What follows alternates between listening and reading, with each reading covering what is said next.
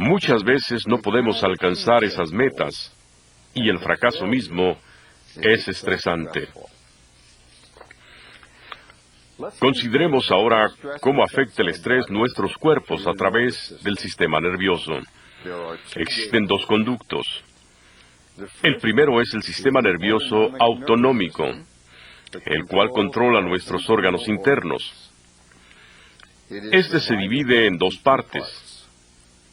La porción simpática, que se activa principalmente cuando nos excitamos, y la porción parasimpática, que es más activa durante el relajamiento. El segundo conducto es a través del sistema nervioso central, el cual consiste principalmente del cerebro y la espina dorsal. Los efectos del sistema nervioso central son más indirectos que los efectos autonómicos. El cerebro es el mediador de nuestro funcionamiento intelectual, de tal manera que cuando formamos creencias, hacemos juicios de valor o estimamos las probabilidades de éxito de algo, el cerebro transmite un estímulo a través de la espina dorsal al sistema nervioso autonómico y a los órganos del cuerpo. Esta actividad intelectual es central al desarrollo del estrés. Por ejemplo, si creemos que no podemos exitosamente realizar alguna tarea que se nos requiere desempeñar, esa creencia nos induce un estado de estrés. Los múltiples nervios que conectan entre sí a los sistemas autonómico y central les sirven como conductos de comunicación. Estos nervios se influencian uno al otro, afectan todos los órganos del cuerpo y elevan los niveles de estrés de manera significativa. El Dr. Gevirtz nos demostrará ahora cómo medir el estrés de una persona y sus efectos sobre ella, midiendo la variabilidad del ritmo cardíaco. Ya se dijo que existen muchos indicadores fisiológicos del estrés. En esta demostración, les ilustraré cómo un equipo moderno de fisiología nos puede ayudar a entender mejor el estrés. El siguiente diagrama del sistema nervioso autonómico presenta las dos ramas que el Dr. Jacobs mencionó hace un momento. En la parte izquierda, podemos ver el sistema nervioso simpático generando la reacción de pelear o huir. Como pueden observar, existe una elaborada serie de nervios saliendo de la espina dorsal por un portal ubicado en un ganglio simpático, el cual es utilizado para procesar la información que se requiere orquestar para responder al estímulo que se necesita de pelear o huir. Al estresarnos, el sistema nervioso simpático acelera el corazón, relaja las vías respiratorias para que pueda entrar más aire, inhibe la producción de saliva, produciendo una boca seca, constriñe los conductos sanguíneos por todo el cuerpo para que la sangre sea utilizada por los músculos principales, inhibe inmediatamente la digestión y activa el páncreas para estimular la generación de glucosa y la producción de hormonas de la glándula suprarrenal, lo cual activa el resto del cuerpo aún más. El sistema parasimpático, por otro lado, es un sistema bastante más simple. La parte primaria que nos preocupa de este sistema es el décimo nervio craneal, el cual es denominado el nervio vagus. Este término de latín significa actuar sin objetivo determinado. Por lo tanto, este nervio llega a ser casi todo lo opuesto del sistema simpático. Constriñe los conductos respiratorios, reduce la frecuencia del ritmo cardíaco, estimula la digestión, afecta el páncreas y dilata los conductos sanguíneos en el vientre. Así, los dos sistemas trabajan juntos para producir un equilibrio en el cuerpo. Esto es muy importante para mantener equilibrio llamado homeostasis y para manejar amenazas infecciosas contra nuestro cuerpo durante la rutina de la vida diaria. Observando la línea histórica de esta gráfica, podemos monitorear las temperaturas de las yemas de los dedos de una persona, ya que típicamente estas se enfrían cuando estamos bajo estrés y se calientan cuando estamos relajados. Sin embargo, este es un sistema que actúa muy lentamente. La siguiente línea de la gráfica, la de color naranja-rosa, actúa más rápidamente. Esta indica la conductancia de la piel, la cual indica la intensidad de la actividad de las glándulas sudoríferas en las palmas de las manos. Al percibir una amenaza, el sistema nervioso simpático típicamente estimulará el sudor en las manos, como lo podrán ver en esta demostración. La línea roja indica el ritmo cardíaco y no se mantiene constante, sino que fluctúa si es que es saludable. Como pueden ver en la gráfica, se ve una gran fluctuación en este caso. La línea amarilla representa el ciclo respiratorio. Si observamos cuidadosamente, podemos ver que existe cierta covariación entre la respiración y el ritmo cardíaco. Este es un ritmo saludable, llamado arritmia sino respiratoria, lo cual indica una regulación saludable del corazón. Enseguida podemos ver una derivación matemática de la curva del ritmo cardíaco. Esto se llama análisis espectral o visual del ritmo cardíaco. Una frecuencia muy baja, como la que se observa en el extremo izquierdo, se interpreta estar mediada por el sistema simpático y tiende a ser muy sensible a los estímulos emocionales. La siguiente es frecuencia menos baja, la cual tiende a ser tanto simpática como parasimpática y es regulada principalmente por los cambios de presión sanguínea en el cuerpo. Las ondas de alta frecuencia observadas al lado derecho tienen que ver con una frecuencia parasimpática de respiración y de ritmo cardíaco a la vez. Estas operan coordinadamente y producen un ritmo que puede verse en este análisis espectral. Vamos a conducir una medición del perfil psicofisiológico de estrés, observando primero a nuestro sujeto durante un periodo base de tiempo en el que respira normalmente y descansa tranquilamente. Enseguida expondremos al sujeto a un causante de estrés. Analizaremos el tipo de recuperación que ocurre y luego dirigiremos un ejercicio de relajamiento respiratorio para demostrar cómo el sistema regresa a la normalidad. Esta gráfica indica el manejo de registro de los diferentes factores que intervienen y su evolución, incluyendo su nivel base o de referencia y cómo cambian durante diferentes reacciones al estrés. Nuestra sujeto está ya conectada con sensores a las yemas de sus dedos y muñecas, a un electrocardiograma que mide su ritmo cardíaco y a un aparato medidor de respiración. A medida que la sujeto respira normalmente, los niveles bases se hacen aparentes, la temperatura de la piel y su conductancia al ritmo cardíaco y sus fluctuaciones, así como el ritmo respiratorio. Veamos ahora un causante de estrés. Le voy a pedir al sujeto realizar un cálculo aritmético, partiendo del número 902, restándole 7 números cada vez.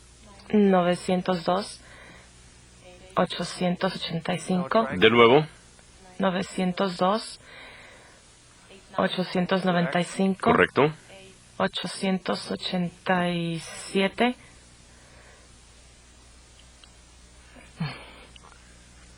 880.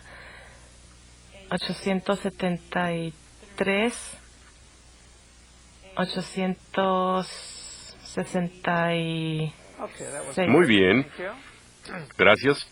Podemos observar las señales del estrés generado, la conductancia de la piel y la onda de extremo izquierdo en el pico o en la parte inferior de la gráfica.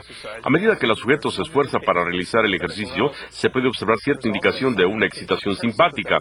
También se ve alguna indicación de evasión parasimpática. Ahora el sujeto debe sentarse relajadamente y recuperarse. La conductancia de la piel pudiera ser lenta en recuperarse. Los picos tipo montaña en la parte izquierda de la gráfica debe bajar un tanto. Ahora entramos a la etapa de relajamiento. Pediré al sujeto seguir un ritmo de respiración lento. 6 respiraciones por minuto producirá una profunda experiencia de relajamiento.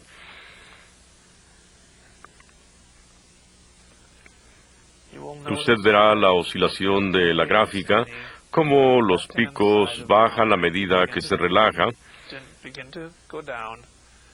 Más actividad en el centro y en los altos. Este ejercicio de respiración puede generar muy buen relajamiento. Vemos un pico alrededor de la mitad de la gráfica, indicando que el sujeto ha encontrado una frecuencia estable para su respiración. Esta es la base para la mayoría de las meditaciones y nosotros creemos que esto producirá una mayor resistencia en contra del estrés si se realiza de manera regular. Este tipo de respiración de hecho se incorpora hoy en día a muchos ambientes de trabajo como Japón y Estados Unidos y es muy práctico y benéfico en el manejo del estrés en general. Como vieron en esta demostración apoyada por equipo fisiológico moderno, se pueden monitorear fácilmente cambios en nuestra fisiología, permitiéndonos aprender cómo se comporta el estrés en diferentes personas. Esta técnica y otras parecidas son ahora muy importantes para entender, diagnosticar y administrar nuestro estrés. Para entender mejor cómo afecta el estrés nuestra salud, es importante analizar las diferentes formas en que los órganos del cuerpo son impactados por un estímulo estresante. Debemos aquí hacer una advertencia. Cada persona es afectada de manera diferente por los factores causantes del estrés. Algunos factores que son poderosos generadores de estrés para algunos, muchas veces no afectan en lo absoluto a otros. Algunas de las razones detrás de esto se relacionan con la formación cultural, mientras que otras son más de tipo personal e idiosincrático. Un buen ejemplo de un factor que se relaciona con el aspecto cultural es la densidad de población.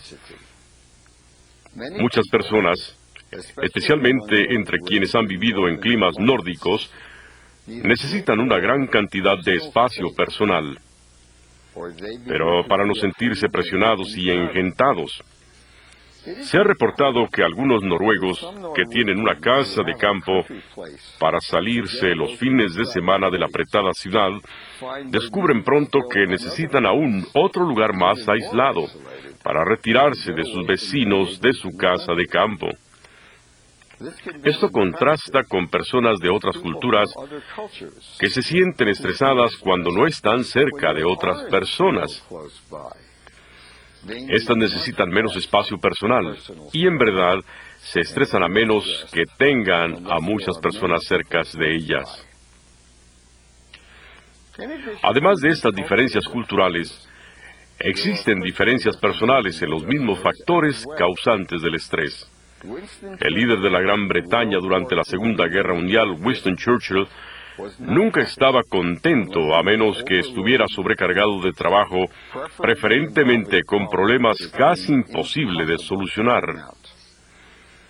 Conclusiones similares se han hecho con respecto a Mahatma Gandhi, el hombre que llevó a la India a independizarse del Imperio Británico. No solo existen estas diferencias individuales en las que los factores de estrés son más o menos efectivos, sino también existen diferencias individuales en cuáles órganos son afectados. Algunas personas sufren de irregularidades de ritmo cardíaco cuando están estresados y su estómago les funciona normalmente, mientras que otros sufren de severos dolores de cabeza cuando que todos los demás órganos del cuerpo les funcionan bien. Aún otros sufren de calambres estomacales y ansia, pero sin ningún otro síntoma. Una de las consecuencias de estos descubrimientos es que cualquier programa de manejo de estrés debe ser diseñado específicamente para cada persona. Aunque algunos programas genéricos podrían beneficiar a algunos de nosotros, ningún programa funciona óptimamente para todos. El sistema respiratorio también puede afectarse, especialmente entre personas asmáticas cuyas funciones pulmonares tienden a variar bajo condiciones de estrés. El estrés tiene efectos profundos en nuestro estado psicológico, tanto en la dimensión emocional como intelectual.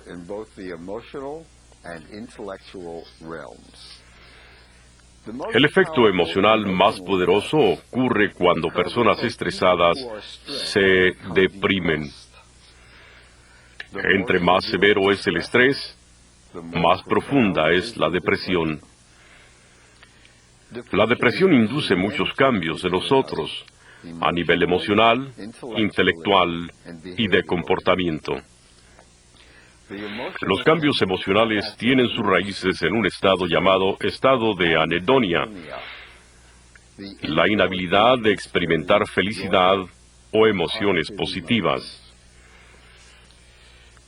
Las personas deprimidas tienen una capacidad reducida de concentración durante largos periodos de tiempo, ya que sufren de muchos pensamientos negativos.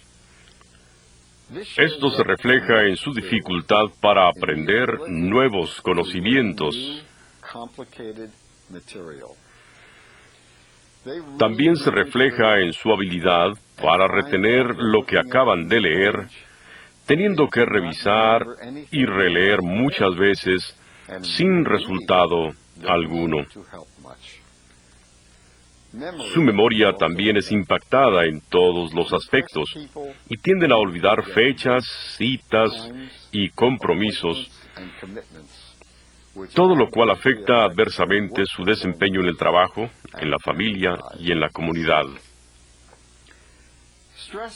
El estrés afecta la salud de muchas maneras, pero quizás la más importante es su impacto sobre el sistema inmunológico. Una línea de investigación demuestra cómo el estrés a largo plazo causa la reducción de los niveles de células claves en el sistema inmunológico, poniendo en peligro al cuerpo para dejarlo más propenso a una enfermedad que pudiera haberse evitado.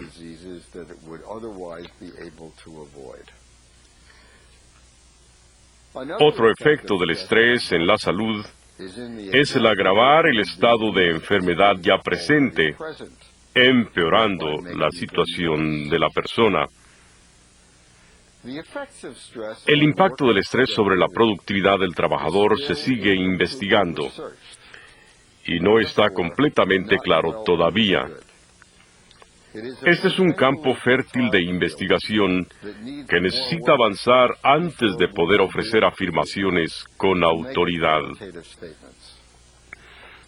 Sin embargo, basándonos en lo que se sabe respecto a cómo el estrés afecta otros aspectos de nuestro comportamiento, algunas cosas sí están claras. Los trabajadores estresados tienen mayores índices de ausentismo y retraso. Sus síntomas los hacen sentirse enfermos para mantenerse ausente del trabajo y su insomnio les hace difícil cumplir con sus horarios. Intelectualmente, su productividad también se reduce. Ya hemos hecho notar que el estrés reduce la habilidad de concentración, especialmente para nuevas tareas, impidiendo el aprendizaje de nuevas destrezas, realizándolas deficientemente. Al mismo tiempo, la habilidad para recordar fechas importantes y datos también se reduce. Todo esto significa que un trabajador estresado puede cometer más errores que otro trabajador no estresado y es menos capaz para rectificar sus errores. En resumen, las personas estresadas son menos competentes y productivas. Existen diversas técnicas útiles para manejar el estrés. La más eficaz quizás es la respiración controlada, adaptada de diversas técnicas de meditación oriental.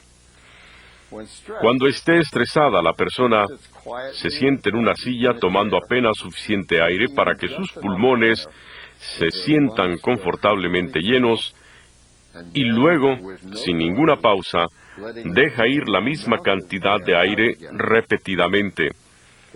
No se recomienda que uno respire profundamente. La parte superior del abdomen debe subir durante la inhalación y bajar durante la exhalación. Esto permite crear un flujo eficiente de oxígeno al cuerpo. 5 minutos de esta respiración controlada es generalmente suficiente para inducir un estado de profundo relajamiento y el bloqueo de la reacción del estrés. Otra técnica útil en la práctica es el ejercicio.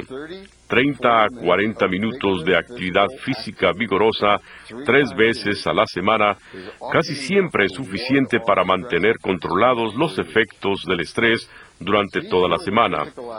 Asegúrese que esta actividad le sea agradable y, de ser posible, realícela en compañía de otra persona. Es más fácil mantener un programa de ejercicio cuando es algo que le gusta y que lo hace con alguien que le agrada.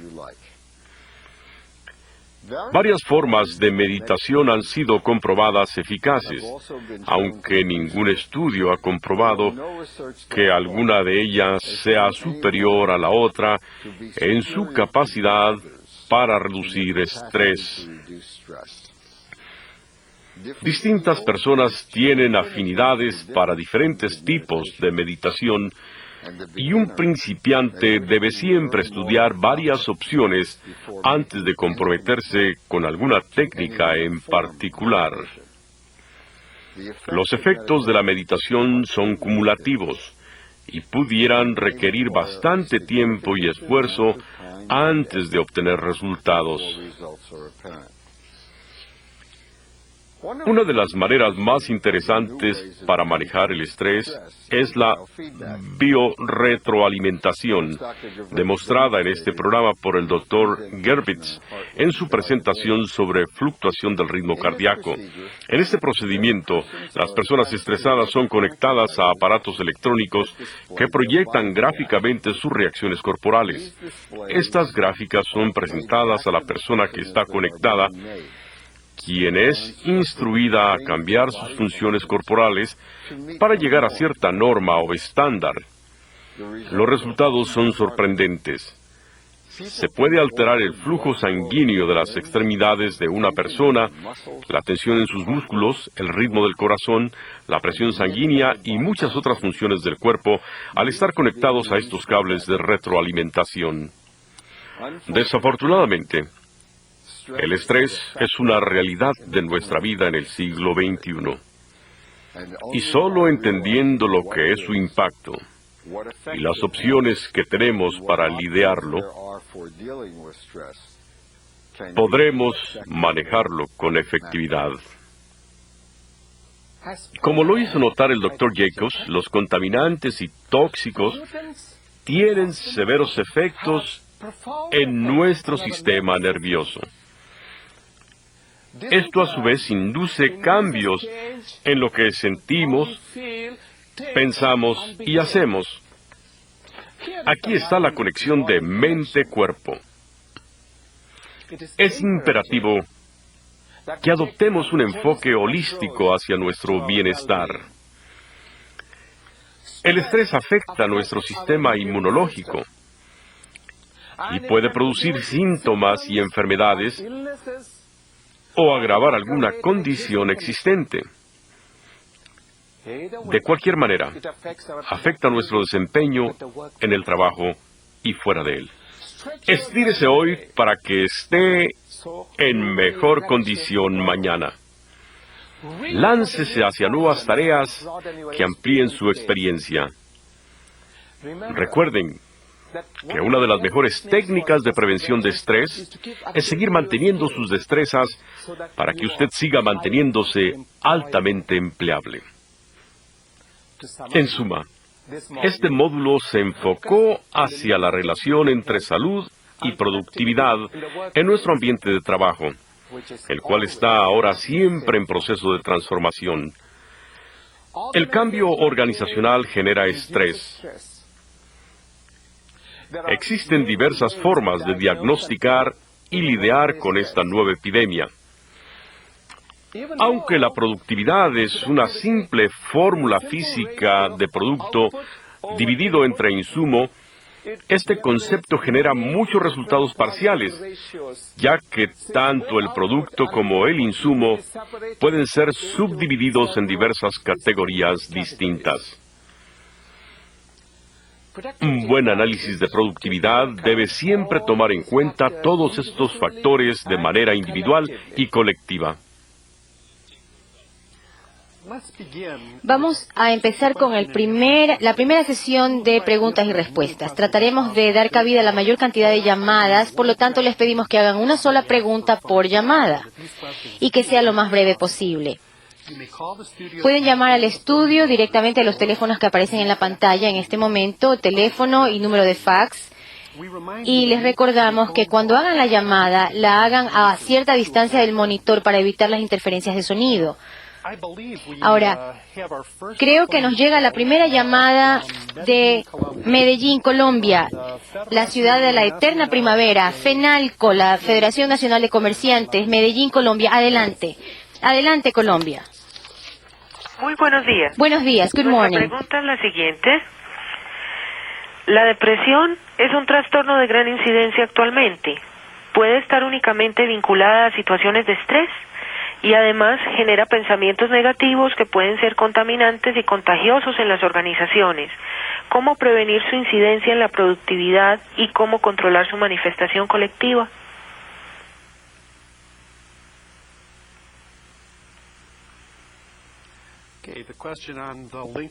La pregunta era sobre el vínculo entre la depresión, el estrés y la productividad y cómo puede afectar la productividad en la organización.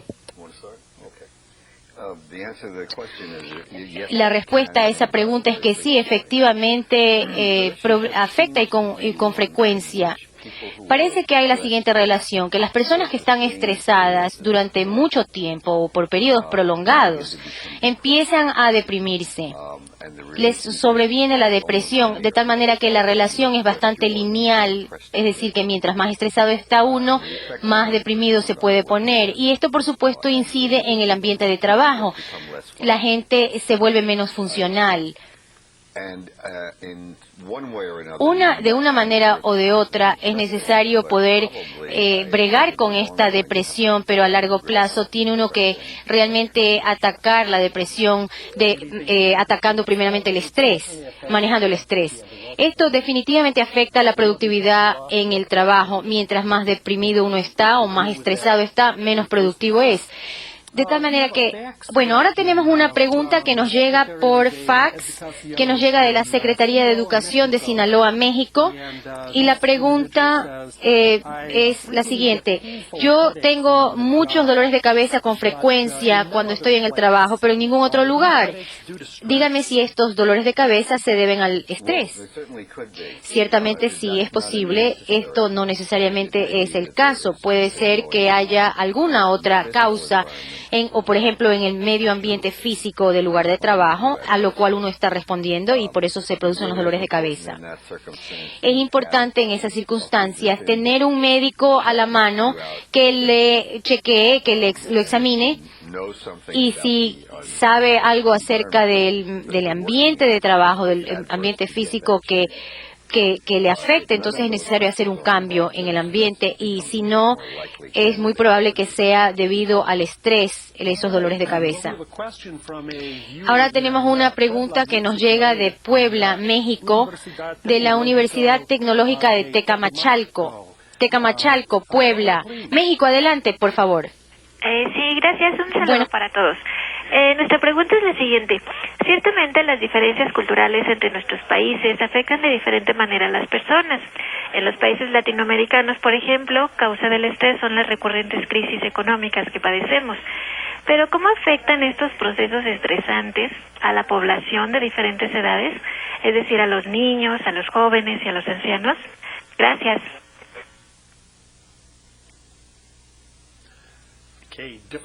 El efecto diferente en distintas personas de distintas edades y de culturas diferentes. ¿Podría usted explicarnos si el factor económico es importante? Sí, las condiciones económicas son un factor importante, pero a la vez hay otros factores que considerar, como por ejemplo la crianza espiritual y la forma en que lo han criado a uno, que es un factor que entra del estrés, que juega también aquí. Es probable que uno esté muy estresado, pero por las condiciones económicas, pero por la crianza y las convicciones espirituales de la familia o de la crianza pueda superar la situación.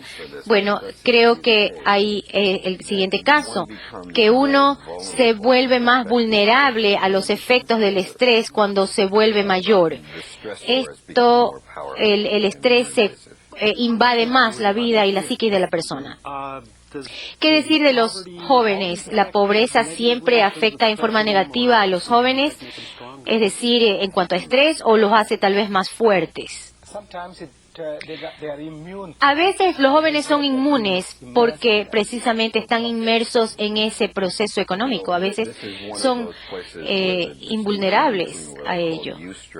Bueno, hay una cuestión que yo conozco, el eustress y el distress, que son dos conceptos de estrés. Es decir, en ambientes donde hay mucha tensión, donde hay mucha pobreza, la gente puede usar el estrés. Es el eustress, usar el estrés para mejorar y superarlo. En ciertos ambientes esto se puede hacer y algunas personas lo pueden lograr, pero en otros casos no. Tenemos desesperación, más bien el estrés conduce a la desesperación. O sea que lo que no nos mata nos vuelve más fuertes, efectivamente.